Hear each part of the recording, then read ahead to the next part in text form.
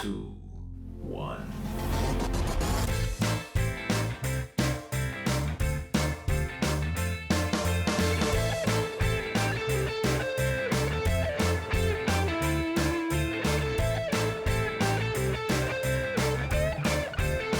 Hello and welcome to TrojanVision's The Week That Was, covering the news and events for the week ending Friday, September 25th, 2020. I'm your host, Aaron Taylor. Troy University announced a pair of leadership changes this week that will affect the College of Education. Effective October 1st, Dr. Dion Rosser-Mims, current Dean of Troy's College of Education, will become the Vice Chancellor of Troy's Phoenix City campus, replacing Dr. David White, who's retiring after nearly 24 years of service to the university. Dr. Carrie Palmer, a Troy alumnus who currently serves as an Associate Dean for the College of Education, will become the college's new dean.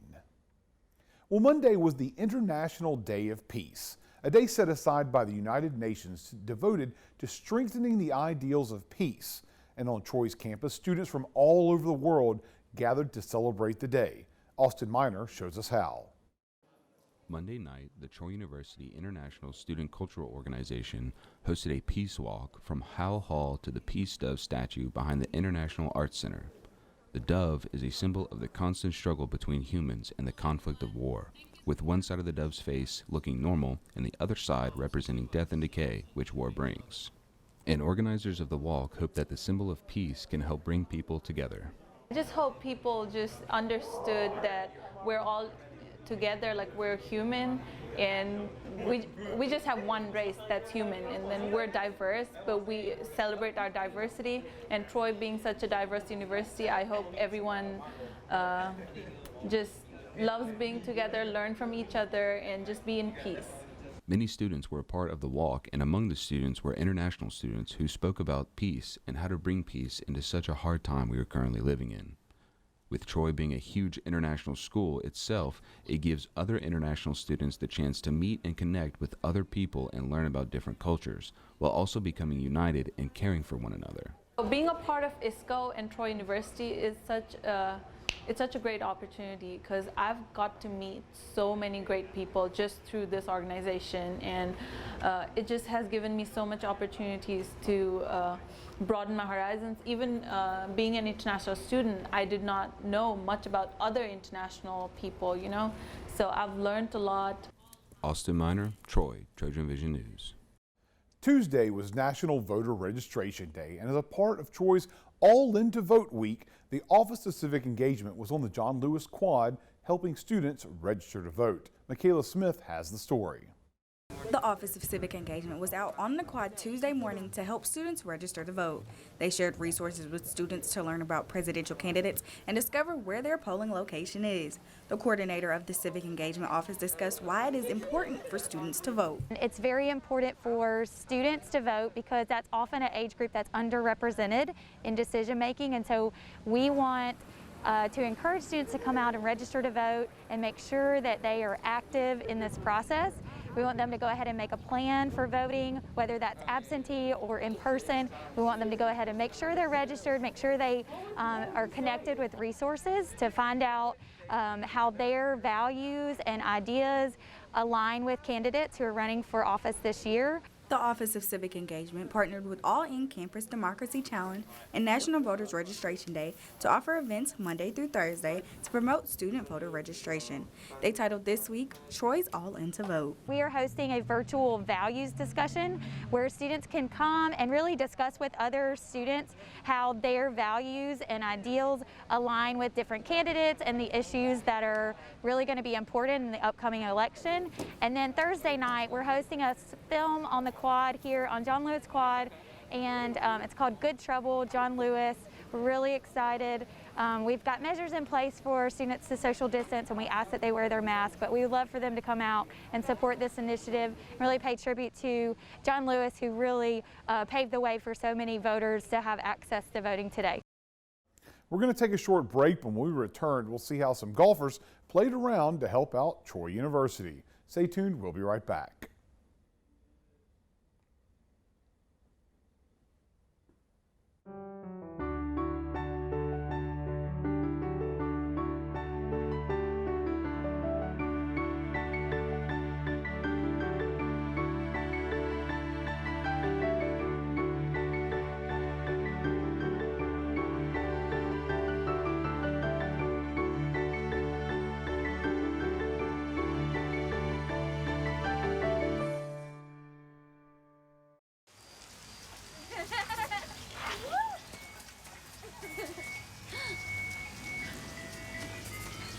can we get some ice cream? Please, Mom, please. No, we're having dinner soon. Please.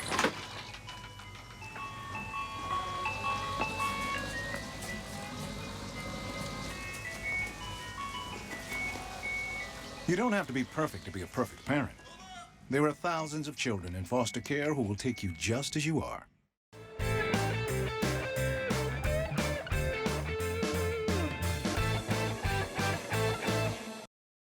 University Student Government Association is hoping to make all choice students count as the SGA is trying to encourage students to participate in this year's census. Seth Feiner has the story. The 2020 census and how choice students can contribute was one of the main points of Tuesday night's SGA meeting. On a local level, the census turnout could even directly affect the Pike County school system and its funding. Pike County is less than 1 percentage point behind Macon County, Alabama in census turnout, and the difference could mean whether or not Pike County will receive a $65,000 award for the school system or not. Executive Vice President of Legislative Affairs, Carter Ray, further stressed the importance of taking the census on a university and state level. In order to prevent any sort of increase in tuition, we need to have our fair share in federal funding and appropriations. So by filling out the census, you're helping yourself out by helping the university out and helping getting our fair share of funds. But the most important topic of the night by far was the talk about fundraising for both Fairhope and Daphne, Alabama as they recover from Hurricane Sally. We're possibly thinking shipping gas, maybe canned goods, gift cards I hear that is very needed down there, whether that be gas cards or to grocery stores and whatnot. Hurricane Sally's impact on Daphne and Fairhope don't just affect those communities alone. It also affects Troy students personally. We have a lot of students that live in that part of the region, and we just feel like as SGA, we're the student body and we're the leaders here, and we just thought that we needed to start this project and help out any way we can. The SGA streams all meetings on their Facebook page, Troy University Student Government Association, every Tuesday night at 6:30. Seth Feiner, Troy, TrojanVision News. Local golfers had the chance to hit the course Wednesday afternoon to help raise money that will go to some student support groups here at Troy University. Sam Granville reports from Prattville, where the annual Chancellor's Golf Tournament took place.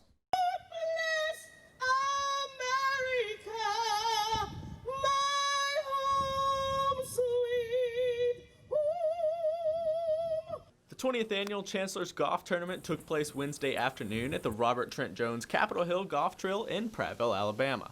The beautiful blue skies brought in a massive turnout as participants showed up once again to raise funds for a special program at Troy University. Today, what a beautiful day it is, too, and we're having a golf tournament. This is the Chancellor's Golf Tournament, and its primary purpose is to raise money for the John W. Schmidt Student Ministries Fund. And everybody is turning out, so many generous people eager to play for a good cause like we are today. The John W. Schmidt Student Ministries provide programs and services for Troy University students to enhance both personal and academic achievement.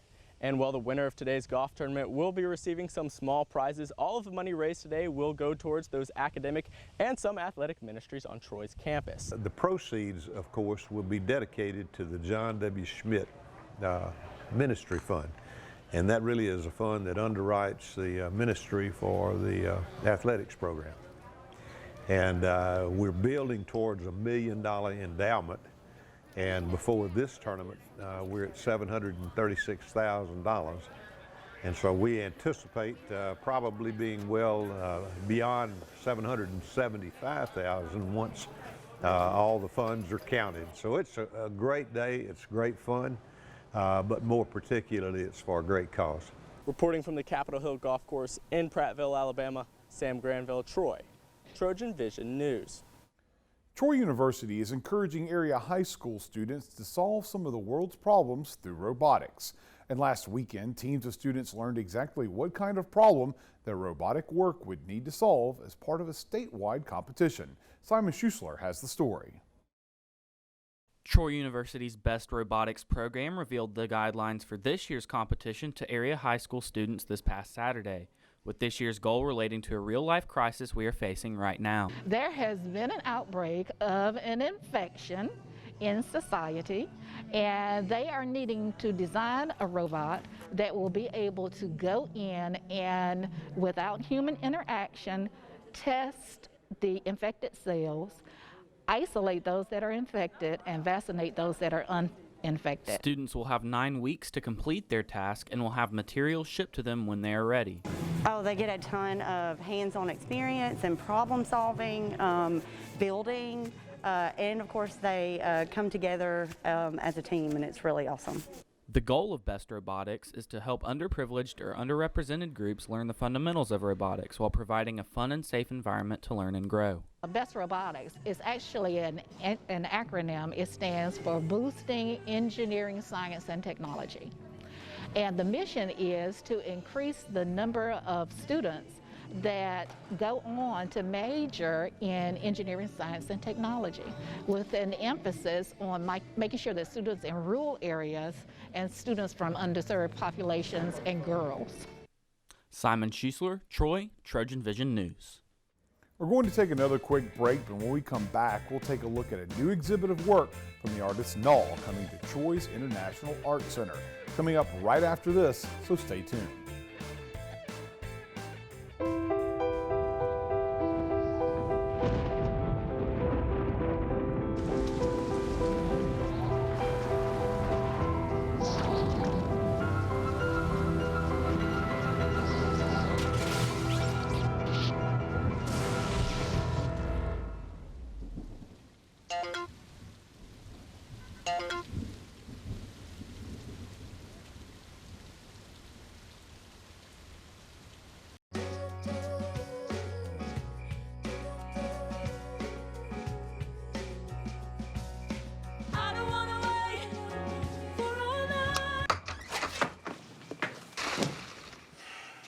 I was afraid of that.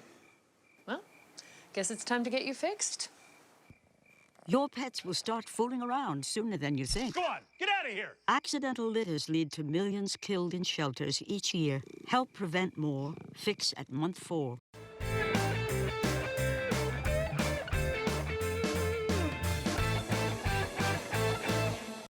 When you hear Alice in Wonderland, there's a good chance images of white rabbits, Cheshire cats, and tea parties come to mind. And while the famous Disney animated images are most common, there's a different take on the classic tale in a new exhibit opening soon in the Null Gallery at the International Art Center. Brady Talbert gives us a look. A new exhibit in the International Art Center is receiving last-minute touch-ups before its October opening. The art series Alice in Wonderland by Null Hollis is inspired by the Lewis Carroll novels, depicting the artist's journey into adulthood through the ticks of time. He took his own passage and he made this story his own. It reflects his youth and it has a very raw nature to it. Upon entering the Null Gallery, guests walk through this wooden door frame from India. Parts of the structure hover in mid-air. Further symbolism from the Wonderland books. The element of having this entry point into what could be considered the rabbit hole of Null's series is it marks a passage, and this Alice in Wonderland for Null was almost a rite of passage. It's how he entered his career. This series of pencil drawings was done back in the 1970s. A few whimsical details such as bright flowers and teacups give off the nostalgia of the books. While you won't see the Wonderland characters, Jackson says their personas are represented. You see that clock as that reference as we're all rushing around life, much like the Mad Hatter is. And you're gonna find dolls. A lot of the characters' bodies are partially made of dolls, limbs, and you're going to see flowers that represent life.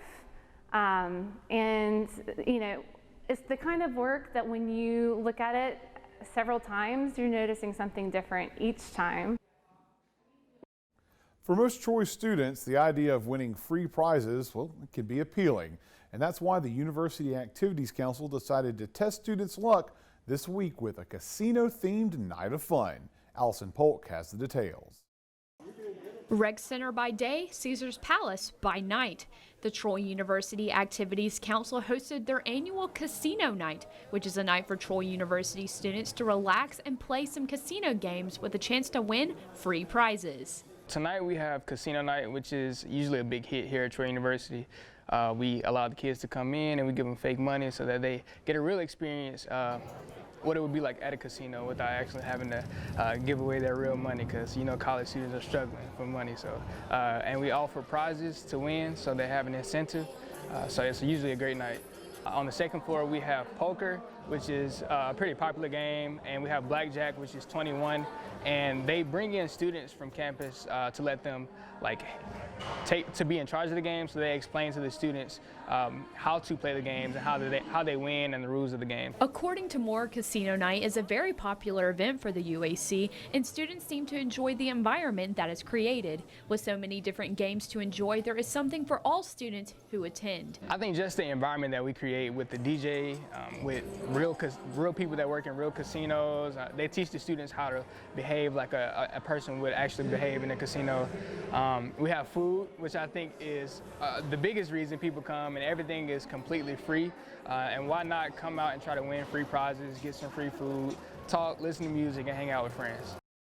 The Trojan football team opened their season last Saturday with a big win over Middle Tennessee in a game that was at one time Troy's biggest football rivalry, the battle for the Palladium. However, it had been 8 years since the last meeting between the two teams, meaning many current Troy students may have been unfamiliar with the storied matchup. So as a little history lesson, Stuart Bradley got some background on the once-heated rivalry from a true expert, the voice of the Trojans, Barry McKnight. In Greek mythology, the Palladium was a statue which fell from the heavens and was protected within the walls of Troy before Odysseus and a group of raiders seized it during the Trojan War. This would become the basis for Troy and Middle Tennessee's rivalry, the battle for the Palladium.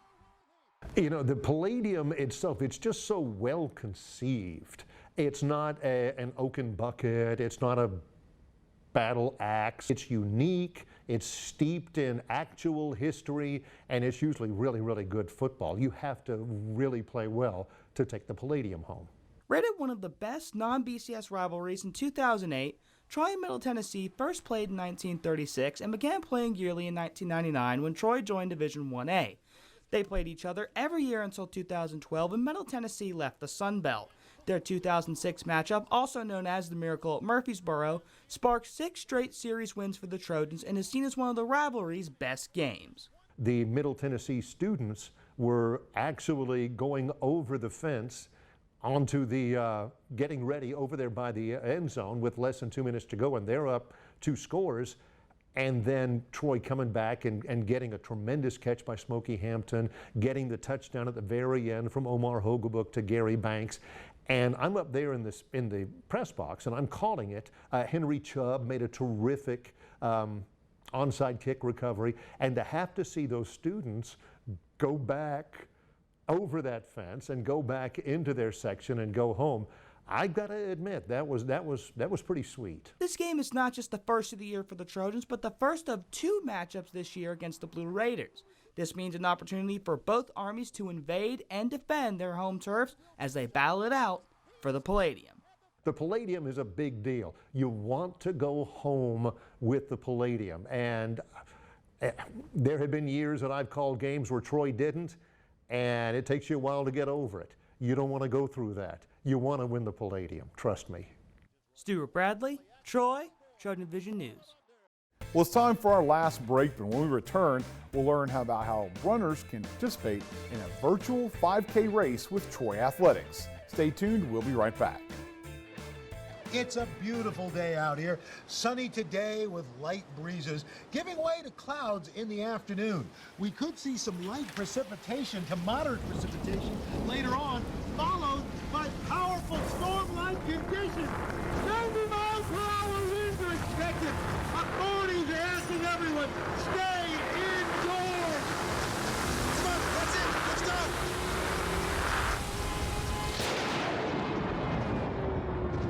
For over over 70 years, Smokey Bear has asked you to use fire responsibly. Fire is due to an unattended campfire. Go time. Here's how you can stay on the front lines of preventing wildfires. Always watch your campfire before leaving. Drown it, stir it, drown it again, and feel that the fire is out cold. Oh, bullseye! And you won't need a visit from these guys. Copy that. You can be Smokey's wingman when enjoying nature and prevent wildfires. Visit SmokeyBear.com for more fire prevention tips. Hello and welcome to Trojan Talk. I'm your host, Aaron Taylor. With today's Jonathan Swally, Director of Sports Promotions here at Troy University.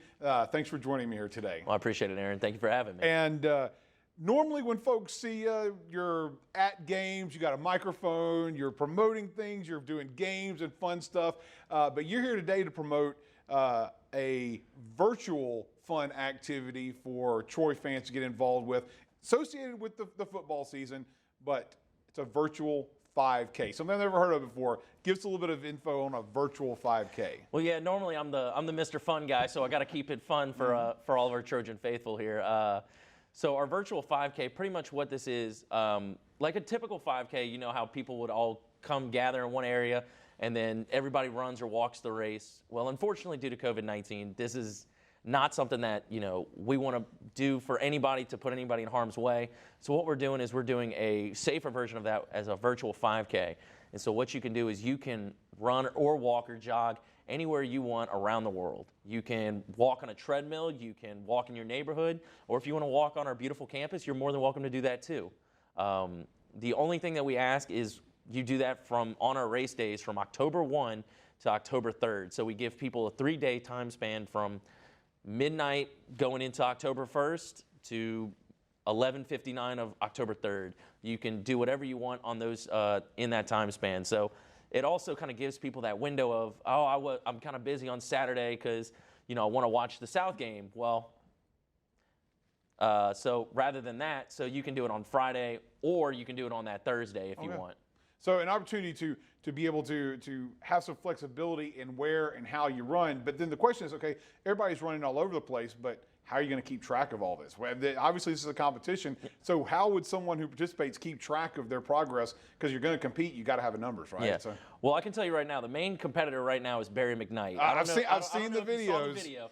Barry's already challenging everybody. I saw him running around earlier today, and I'm horrified of the fact that I have to go run now. So, but the way that we're doing this is, you know, you can use any kind of fitness tracker on your smartphone or on your smartwatch if you have one. Like Adidas, apps such as the Adidas Runtastic app, which is an app that I use that is really helpful. Any app that you want to use as a fitness tracker, all you have to do is take a screenshot or a picture of the app with the distance and the time, so that way you can be qualified to win. Or if you decide to walk or run on a treadmill, you just take a picture of that treadmill and then just timestamp it, so that way we know that you ran it on the race days, and then you just send that picture with your name to troyathletics@troy.edu for your chance to win. All right, but there's registration, just like a 5K. There is registration, all that stuff to get involved, to be officially entered into the race, right? Correct. You can run for fun if you want, but if you want to be an official part of the race, you have to go to troytrojans.com/virtual5K. And we're seeing it on the screen right there. So. Yep, that would be it. And so it's a simple cost. It's only $25. You know, most 5Ks are a lot more expensive than that. We wanted to kind of scale that back for everybody to be a part of. So it's only $25, and the first 300 fans that sign up for it will get an exclusive T-Roy's Virtual 5K t-shirt courtesy of Premier Dodge. And this is the only way you're going to get that shirt. We're not selling it. We're not going to give it away. That is it. It's 300 on the nose. Once we're out, and that's it. And of course, in this virtual world, this world of COVID, the only way you can pull this off, but I would think that for some of the less experienced runners, this may be a less intimidating way to get their foot wet in the 5K world, because you know, you don't have to worry about being side by side with runners like Barry McKnight. Yeah.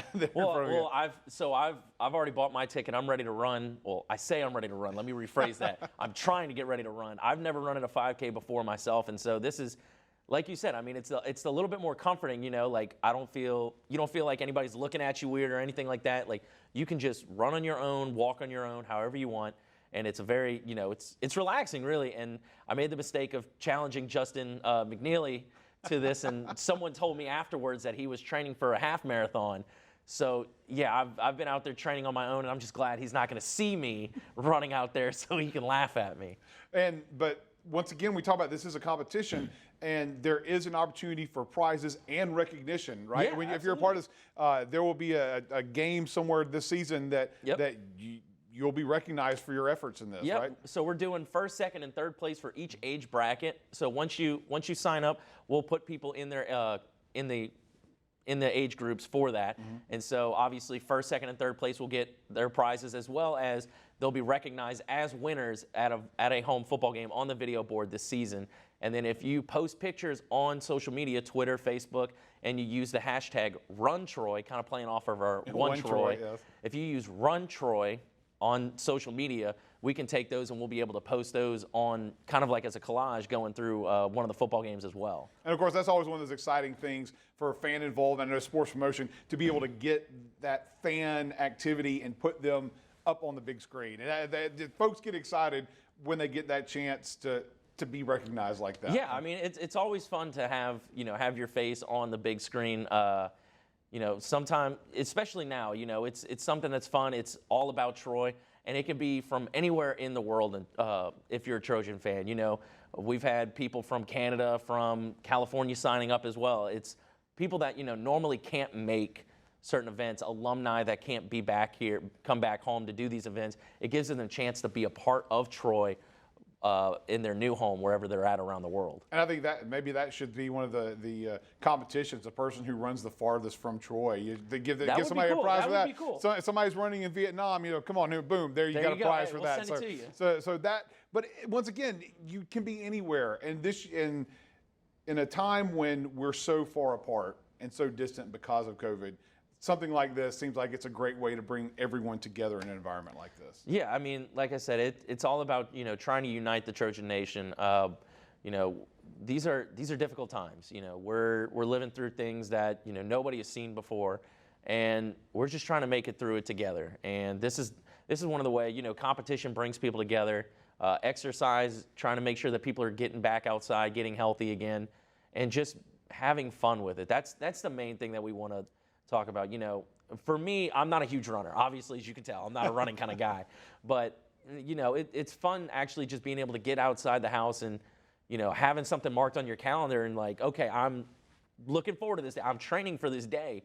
And you just go out there. You don't have to go out there and train like every single day. Like your scores, when you submit them, unless you're first, second, or third, no one's going to see your time. The only person that's going to see it is me, and I promise you, I guarantee you, everybody's going to probably have a better score than me. So. Well, here's hoping folks take advantage of it. Once again, TroyTrojans.com/virtual 5K to pre-register for it. And the days, again, it's the October 1st through October 3rd. All right. Well, here's hoping folks take advantage of it and participate in the run. And maybe you'll do a better time than Barry. I hope so. Well, I'm trying to beat Justin. That's the there you go. Justin, Barry, it doesn't matter as long as you do well, as we said already. Thanks for joining me here today. Thank you. Thank you for joining us on today's edition of Trojan Talk. And that's the week that was. To find out what's happening on a daily basis, you can tune into Troy Trojan Vision News at 5, 6:30, and 10:30 Monday through Friday, or follow us on Twitter at Troy TV News. Also, feel free to like our Troy Trojan Vision News fan page on Facebook to see online content from Troy Trojan Vision News. Until next time, have a good week.